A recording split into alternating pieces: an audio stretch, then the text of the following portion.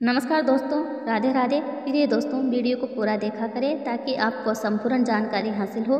प्रिय दोस्तों, जो आधा अधूरा ज्ञान होता है वह हमेशा खतरनाक साबित होता है, इसलिए आप वीडियो को पूरा देखा करें। शुरू करते हैं प्रिय दोस्तों आज की ये प्यारी सी कहानी, ये प्यारा सा वीडियो।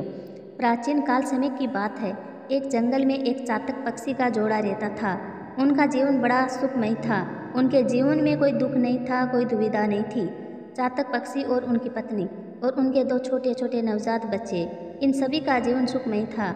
लेकिन एक दिन की बात है, चातक पक्षी जंगल में भोजन ढूंढने के लिए कहीं इधर उधर घूम रहा था, लेकिन उसको कहीं पर भी भोजन नहीं मिलता है।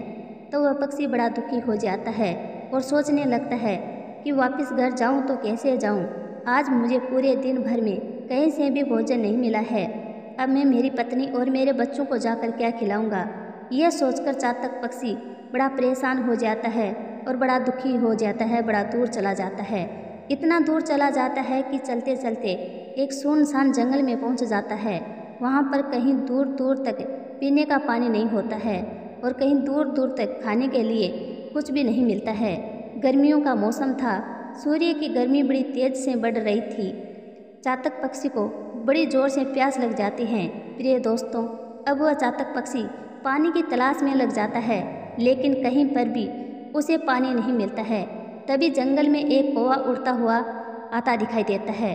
तो चातक पक्षी उस कौवे से पूछने लग जाता है कि भाई, मैं बड़ी दूर से हारा थका आया हूँ। यदि इस जंगल में कहीं पानी है तो मुझे पानी बता दीजिए, मेरे प्राण निकलने को है।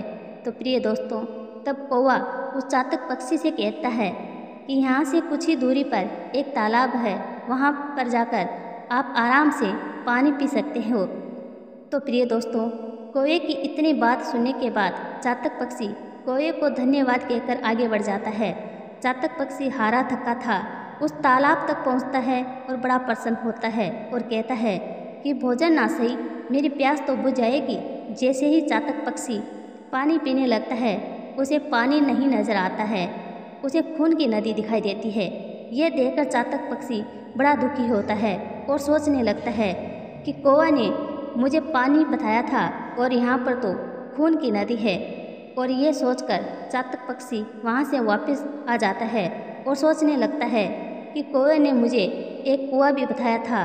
तो चातक पक्षी कुएं के पास चला जाता है। वहाँ पर कुछ स्त्रियाँ पानी भर रही थी। तो चातक पक्षी बड़ा प्रसन्न होता है और सोचने लगता है कि यहाँ तो पानी मुझे ज़रूर मिलेगा। और चातक पक्षी स्त्री से कहता है कि बहना, मुझे थोड़ा पानी पिला दीजिए। लेकिन प्रिय दोस्तों, जो पक्षियों की आवाज़ थी वह स्त्रियां समझ नहीं पाई थी और चातक पक्षी प्यासा ही रह जाता है और सोचने लगता है कुछ देर और रहने से मेरे प्राण पंखेरु निकल जाएगा। और फिर पानी पीने के लिए चातक पक्षी कुएं में कूदने की ठान लेता है और ये सोचने लगता है कि मेरे तो पंख है, मैं उड़ता हुआ वापस ऊपर आ जाऊंगा। और जब वो पानी पीने लगता है तो उसके पंख गीले हो जाते हैं और वह पानी में गिर जाता है। क्यों उसके पंख गीले होने से उड़ नहीं पाता और उसके प्राण पंखेर उड़ जाता है।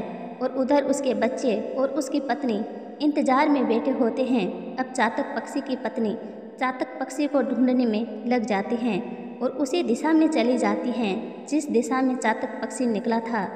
अब वो कौवे से मिलती है। उस कौवे से ऐसे ही बात हो रही थी कि पानी कहाँ मिलेगा। कौवा कहता है, यहाँ से कुछ ही दूरी पर पानी है, एक तालाब और एक कुआं है।